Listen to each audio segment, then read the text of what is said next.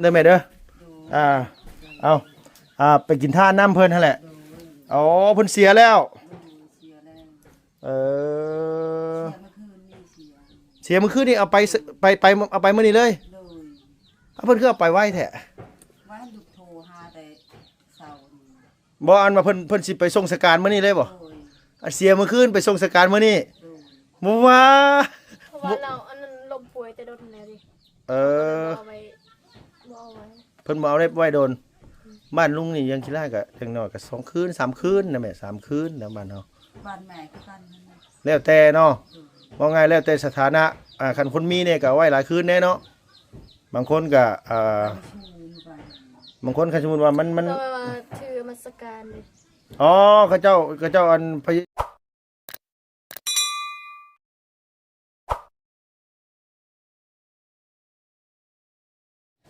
จันไปใส่มานางมานี่เนี่ยคนงามมานี่เนี่ยคนงามมีเรื่องอยากถามนี่โอ้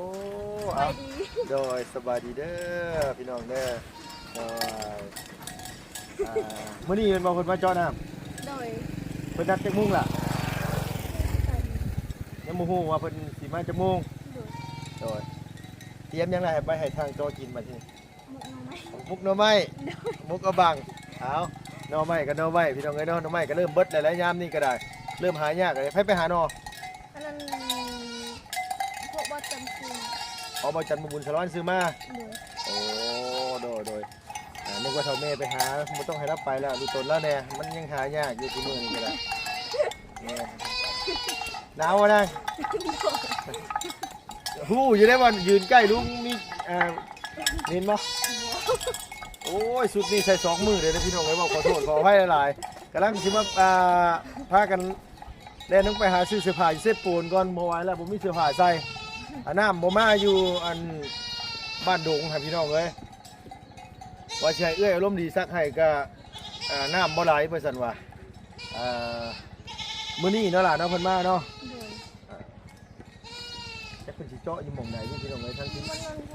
ฮะบ่คุณบ่ถอยก้นรถเข้าไปนั่นน่ะเนาะเตรียมมุกน้ำไว้ให้เพิ่นกินหัวดุแท้บ่ดิเฮ้ตู้อยู่นะหัวก็เกลือนไปจักแล้วเลยว่าหมิ่นอีหลีพี่น้องเอ้ยอีหลีแหละเจ้าจังหัวบ่ใช่เจ้าก็บ่หัวดอกกินข้าวเช้ายังกินแล้วได้ยังกินหนูกินหนูครับ พี่ฮะน้องท่านอบแล้วได้บ่ได้ตัวนึงได้หนูตัวนึงได้กินอยู่บ่ล่ะโอ้คันไปอันว่าเซ็ตปูนท่านว่าตอนกลับมาสิซื้อหมูทั่วมาตำก่อนพี่น้องเอ้ยซื้อหมูทั่วได้ก็ซื้อหนูมาปิ้งตำหมูทั่วปิ้งหนูแซ่บเลยนะจ๊ะเนาะกินอยู่บ่กินลุงสิไปเซ็ตปูนเอายังเอาบอกเลยจะได้ซื้อมาให้ซื้อหมักไม้โดยเอาหมักยังแอปเปิ้ลเอาแอปเปิ้ลเนาะโดยเอาแอปเปิ้ลอย่างเดียวโดยอย่างเดียวได้นะ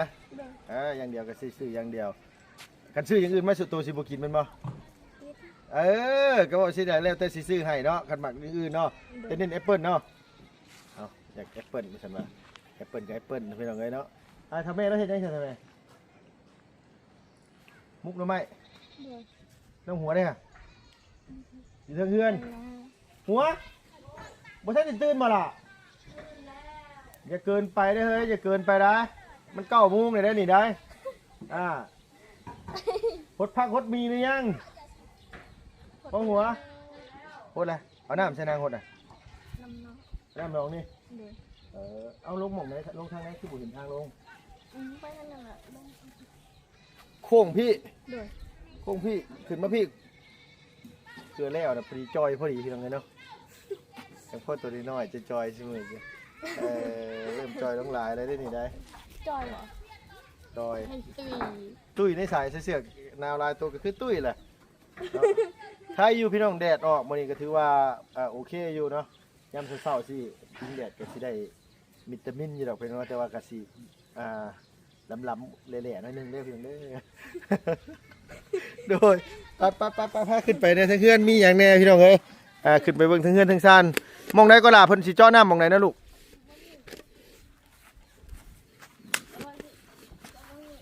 อ๋อ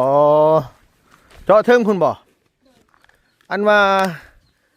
ตัวนั้นที่เพิ่นเจาะตัวนั้นน่ะมันบ่มีน้ำบ่ซะหรือว่าในใดอันนั้น บ่ฮู้คือกันคือเป็นหยังเพราะว่ามันเป็นโคกดิ ฮะ เป็นโนน มันเป็นนูน โดย ใช้พาลูกไปเบิ่งเด้อพี่น้องเอ้ยฮะมันใช้บ่ได้บ่อยู่หั่นน่ะ โดย เขาอยู่นี่ได้ซะมันสิมีอยู่บ่ซะนะ แล้วไว้ใส่วันนี้ อันว่าสร้างเจาะนะว่าเพิ่นมาเบิ่งน่ะ โดย เพิ่นว่าสิเจาะอยู่นี้ แม่น โอ้เพิ่นว่าเพิ่นสิมาจากมุง ฮู้คือกัน ยังบ่ฮู้คือกันเอาบ่ได้ถามเพิ่นบ่ซะล่ะผู้เฒ่าหรือว่าผู้เฒ่า ผู้เฒ่า ผู้เฒ่าโอ้ยเนาะ จากพ่อยังบ่ถามมาจากมุงเนาะแม่นุ่มเนาะคันผู้บ่าวก็คือสิถามดอกอ้ายสิมาจากมุงจังซั่นจังซี่แหล้วอันนี้เป็นผู้บ่าวชอบบ่ถามเลยว่าสิมาจากมุงมาก็ได้นะบ่มาก็ได้นะหมายความว่าคำผู้เฒ่าได้ก็ได้ เลยถ้าแม่กำลังอันมุกหน่อไม้อยู่สบายดีเด้อแม่เด้อ ไว้นี่ หนาวบ่แม่หนาวบ่ หนาว หนาวเนาะ หมดละไม้สุกละไม้ก่อนกิน โดยเฮาว่าสิไปเซโปนใส่เปาเธอนางพญานางอยู่พุ่นเนาะ นั่นแหละก็ว่าไปเพิ่มมัน ไปเซโปนนำบ่ไปบ่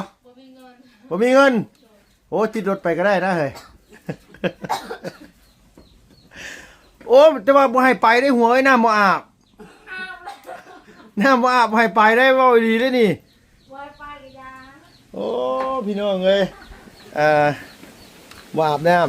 ำหนาวเนาะแม่เนาะ เลย ได้ยังกินข้าวเช้าแล้วแม่ ไม่ได้กินข้าวนะคะ แม่ยังบ่ทันได้กิน เลย หมายความลูกสาวเลยกินแล้วลูกสาวกินกับปิ้งหนูคุยซั่นว่าเดี๋ยวแล่นออกไปเซโปนสิซื้อเนี่ยกินมากินเพราะว่าเพื่อสร้างเจาะเพิ่นมานำแน่เพิ่นมามื้อนี้เนาะแม่เนาะเพิ่นบอก แม่ก็ไปเฮ็ดชวดนั่นแหละ มื้อเช้านี่นะ โดย คือบ่เอาไปน้ำแน่นี่น่ะคือบ่หิวไปน้ำแน่ ไม่ได้สบาย บ่ได้สบาย เดี๋ยวมาแล้ว แท้ว่าสบายแท้ว่ะ โดย ไผสิสบายเฮ้ยตอนเช้าเนาะหนาวกันหนาวไว้สิสบายแต่เป็นลูกก็บ่สบายคือกันแม่เอ้ยหนาวปานนั้นอู้ตอนอย่าบอกได้ว่าไปแต่5:00 นเช้าพุ่นไปแต่เช้าพุ่นบ่แม่ ตอนเช้าก็สบายตอนแรกสบายดี มาเฮาก็มาแต่ชวนหันก็ยังตกบ่ฮกมันว่าย่างจันทร์ว่าเฮาบ่ได้สบาย แม่เชื่ออยู่บ่แม่เชื่ออยู่บ่เฮาบ่เชื่อแม่น่ะตอน อาบน้ำแต่เช้านี่มันอาบน้ำเสร็จ ตอนเช้าบ่สบายมันหนาวตอนแรกสบายดี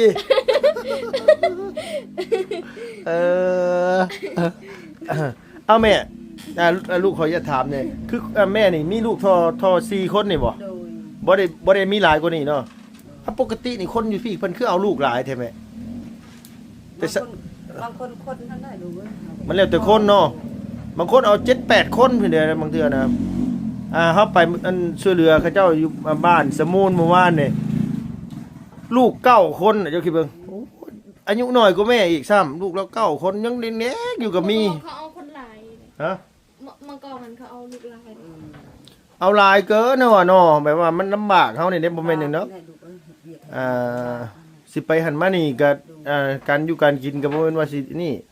โอ้ยเฮือนเราจนว่ามันจนบ่เป็นตะอยู่เลยน่ะเฮือนแบบ ขึ้นไปหมองใดก็ป้อนตีนไปก็หาแต่หมองลมเอาอีหลีเลยเหรอ อันนี้สบายจะไปทิ้งงามเขาก็สบายไปอย่า โด นอ ด นนอน แต่ว่าเฮาบ่ได้เอาหลายเนาะแม่เนาะเอาหลายก็ลำบากตัวเองเนาะแม่เนาะจะว่าบ่เนาะแต่ว่าส่วนหลายคนทั้งนั้นส่วนเอาลูกหลายเนาะหลอยเนาะซ้ำละอีหลานี่มี3นี่ได้ลูกอ่ะนะ อ๋อ แท้ปีละลูกเขามาโพดเนาะเขาว่าคันว่าบางคนว่าเขาถามว่าบ่ได้กินยาบอกเขาเจ้าว่าบ่ได้กิน ถ้าบ่ได้กินก็ซ้ำแม่นี่ฮอดดอก10ปลายนะแม่เนาะจะว่าบ่เอ้า มีแต่เขตเมืองนองค่ะเนาะ โดยเมืองน้องแถวอันนี้ก็มีคือกันแถวแถวชายแดนนี่ก็มีชายแดนก็มี เส คือกัน ด็จบันกองหันเว้ย โดย ลูกก็ลายหั่นแหละ โดย เท่าแล้วก็ยังถือผา แม่นซ้ำแม่นี่ได้แม่ยังถือผ้าอยู่ได้เพราะว่าโอ้เขาว่าแล้วยังลูกน้อย ประมาณ2ปี3ปีนี่แหละ เท่าพ่อแม่ก็ยังที่พาเขา โน่ย เขาว่าเพิ่นเอาไปเฮ็ดหยังเขาว่าคือบ่กินยาน่ะบางคนว่าอยากได้ลูกชายเขาว่าบ่เกี่ยวหรอกเขาว่าหั่นนะบางคนว่าอยากได้ลูกชายสินะที่จริงก็มีอยู่ลูกชายน่ะแต่อยากได้ลูกชายหลายคนสินะหรอกหรือว่ามันเป็นข้ออ้างของเพิ่นหรือว่าแน่เฮาก็บ่ฮู้นะ แม่ก็ใส่ลูกเดียวนะก็พอแล้ว โดยผู้เดียวก็พอแล้วกระชาก ยิงซ้ำ เดียวนั่นแหละ โดยสำเร็จก็พอแล้วเนาะแม่เนาะมันจังบ่ลำบากเฮาบ่แม่นหยังดอกกันสั้นนี่โอ้ยกันซ้ำแม่นี่ยังเลี้ยงลูกน้อยอยู่นี่ ข้าวลำบากขนาดยังลูกน้อยค่ะ โดย ลำบาก เขาเห็นเขาเจ้าเมื่อวานเขาเอาเข่าวไปให้เขาเจ้า2กระสอบกับมาม่ากับไข่อย่างนี้ลูกเขาเจ้าน่ะโอ้แตกสุดๆอยู่เขาเห็นอู้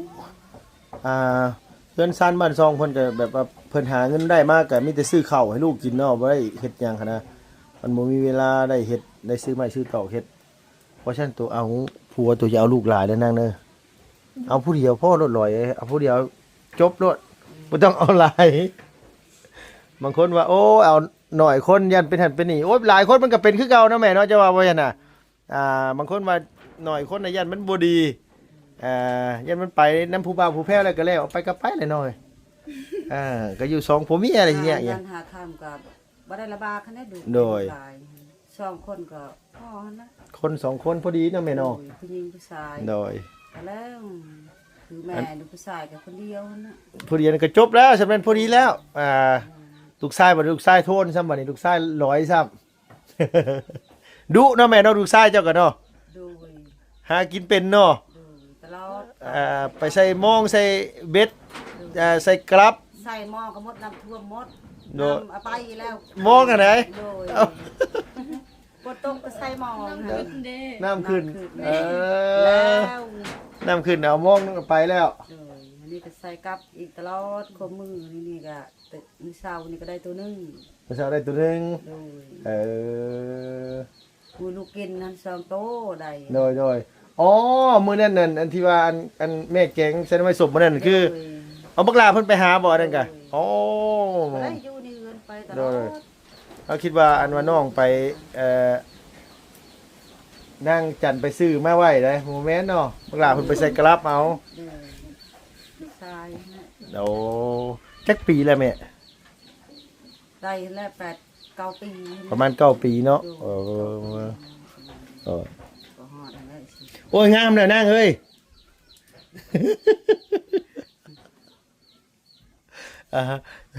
นานมาก็ได้ออกไปเฮ้ยมันบ่มีคนแซวด้วยนี่นะ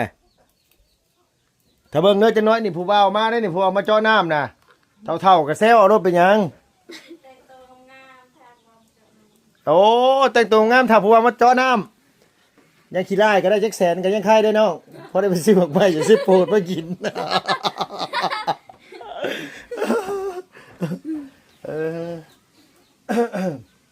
นางบุตรอยู่เฮือนบ่วะจัดอยู่เฮือนเข้ายังชะนางนี่นะ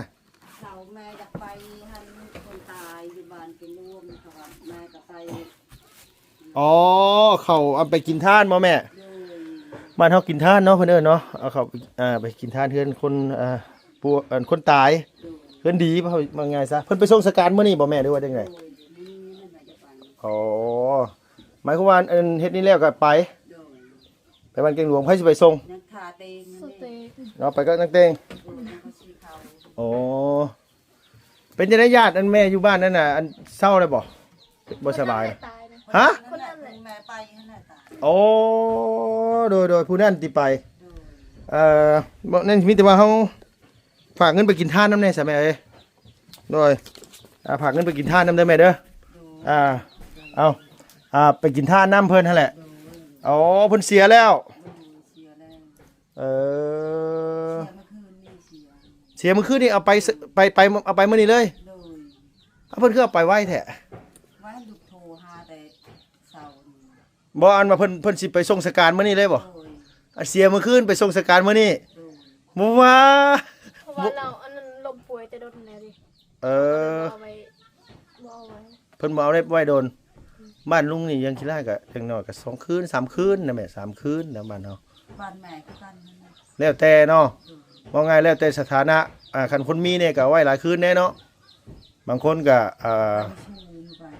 บางคนคันสมมุติว่ามัน ก็ว่าถือมาสการเลย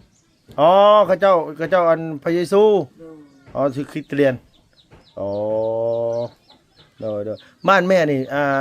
ขอโทษเวลาคนเสียนี่เพิ่นเผาหรือเพิ่นผังแม่ คนกับเขาผูกกับพัก บางคนก็เผาบางคนก็ผังเนาะ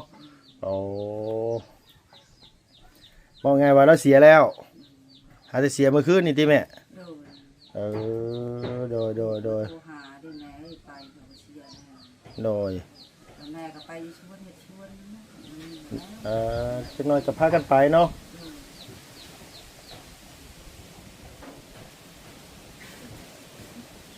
หยังไปแต่งตัวจักหน่อยผู้ว่าว่าโจาะน้ำได้ แท้เลย แม่ชวนไปชวนอยู่ว่าบ่ได้สบาย แม่ เมื่อได้ชวนกันน้อง แม่ชวนไปสวนบ่สบายว่านะแผน ตอน ดี สอ นะ บบ่สบาย ตอนเริ่มบ่สบายตอนแรกนี่ซะสบายดี สบายดี โอ้ยบนที่ตู่แล้วแม่เอ้ยหนาวปานนี้เจ้าก็พาลูกเต้าไปแต่เศร้าโพดน้ำหมอกบ่ทันได้เศร้าตกก็พาไปเลยเนาะ แม่เฮ็ดทีเดียวก็ได้ บ่แม่เฮ็ดอยู่น้ำแคมเซ่นี่บ่ โดย เออ ปลูกผักกาดมะเขือมะเขือ โดย ต้นมันย่างเขามันก็โอ้ยบานๆนี่ไง อ๋อมันแก้ว โดยมันแก่ โอ้คืองามเด้อเฮ้ยปอ โผล่หัวออกมาหน่อยหนึงบ่ได้เลยอ่ะปลูกหมักทั่วหยังสิเนาะแม่เนาะ โดยมะเขือ เออแม่เคยปลูกมาแต่ยังสาวพุ่นบ่แม่เคยเฮ็ดแต่ยังสาวเนาะ โดยแม่เฮ็ดตลอดนี่แหละ เออคือเฮาหมายแคมเซ่ไว้สิบ่แม่ โดย แต่ละปีนี่คือเฮ็ดแต่ละโอ้เฮ็ดโดยนึกว่าสาวเบียดทั้งใดโอ้งามโอ้ยบัดนี้แหล้วผู้ว่าเจาะน้ำสิเอ็นว่าไปที่รุ่นละค่ะ ลดราคาให้ซะเนาะเนาะเฮ้ยเนาะโดย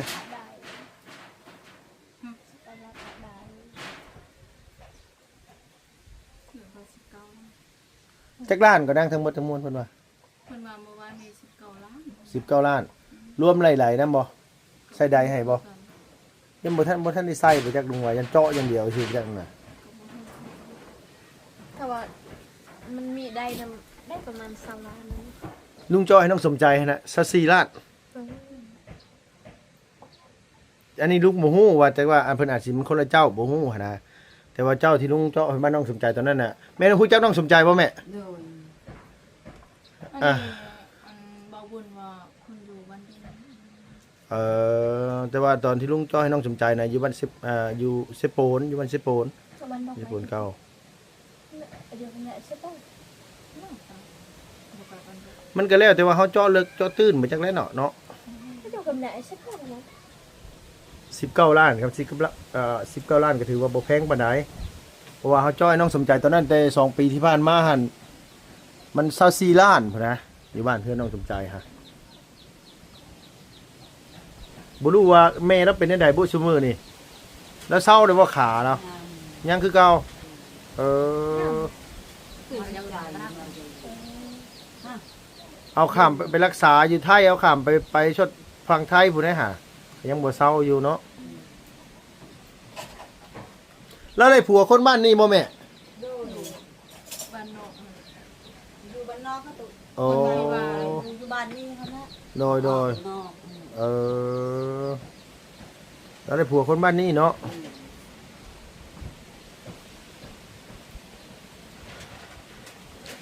ลมหนาวแท้หัวไปปะไปเสียปนปะ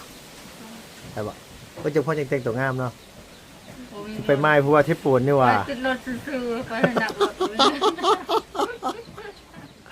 เลย เอาพี่น้องไงสิไปซื้อเสื้อผ้าใส่บ่แม่นจังดอกบ่กล้าใกล้ตัวได้หัวบ่กล้าใกล้เจ้าว่ะ เป็นหยัง เอาอีหลีใกล้น้องจันก็ยังยับออกอยู่เมื่อกี้นี่ยันน้องจันเหม็นเอาอีหลีเลยเสื้อผ้าบ่ได้ซักหลายมือเลยนี่นะใส่แต่ตัวเก่าสลับไปสลับมาอยู่ ไม่สักลำเสีย อู้เวลาเขาบอกบ่เห็นซัก เอาอย่าลงว่าบ่ให้ซักน้ำเซมันคุ้น มันเป็นอันนี้มันใส่ยังใช่ตอนนี้น่ะ ยังบ่ทันได้ซักอยู่มันยังคุ้น ยังคุ้นคือเก่าอยู่ มันยังมีขีดอยู่ เดี๋ยวสิพาน้องใส่น้ำเซ เขาซักอยู่น้ำเซ็กคือบ่เห็นว่าเป็นหยังก็ได้อยู่หรอกมั้ง ก็ได้เอามาน้องสิซักให้ได้ จ้างบ่ บ่จ้างก็ได้ บ่จ้างก็ได้ ตัวหน้ากล้องบ่จ้างก็ได้ เอ้าอันนี้ แท้บ่ ซื้อ โหบ่กล้าได้เฮ้ยเพิ่นสิกล้าให้เจ้าซักเนาะ เอ้า ไปอย่าเชื่อหนูให้หัวชักจันชัก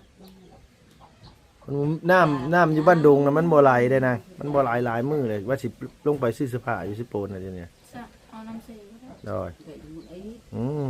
บ่เป็นหยังดอกบ่ได้เมื่อง่ายดอกอยู่โดนนี่ดอก จะบ่บอกก็ได้ดอกเอาโอเคไปซะปะไม่ว่าจะหน่อยเพิ่นมาจ้อน้ำพากันไปหาซื้อเสื้อผ้าก่อนเอาสบายดีเด้อเด้อโดยสบายดีเด้อแม่เด้อแม่สิไปจักมุ่งก็ ยังทาเต่งที่เขาเนี่ย อ๋อโดย จันนั่นแหละอยู่เรือน ไอ้จันอยู่เพื่อน โดยจนกระทั่งนึ่งเขา โดยมีแต่ว่าเฮาไปบ่ได้โดนออกไปเดี๋ยวเขาเดียวเฮาก็มาเลยล่ะนะครับแต่โทรถามมาบุญสารวัตรเพิ่นว่าบ่าย2บ่าย3พุ่นเนี่ยเขาเจ้าสิมาว่าซั่นว่าโดนเติบอยู่ดอกเนาะสาวน้อยยิ้มเปื่อยๆอยู่พี่น้องเอ้ยบ่กล้าใกล้น้องเด้เอามื้อนี้ก็มาเตรียมเรื่องนี่แหละพี่น้องในสถานที่เรื่องเจ้าน้ำเจ้านายเพื่อนน้องหัวเนาะเว้านัวหัวมวนกันพี่น้องเอ้ยเนาะบ่ได้มาเมื่อวานนี่ก็ได้ขอบคุณหลายๆพี่น้องอยู่ดีมีแห้งอย่าเจ็บอย่าจนลำรวยสุขภาพพรรณนามัยแข็งแรงเพิ่นเนาะสำหรับคลิปนี้ไปแล้วพี่น้องบ๊ายบายสบายดีเด้อ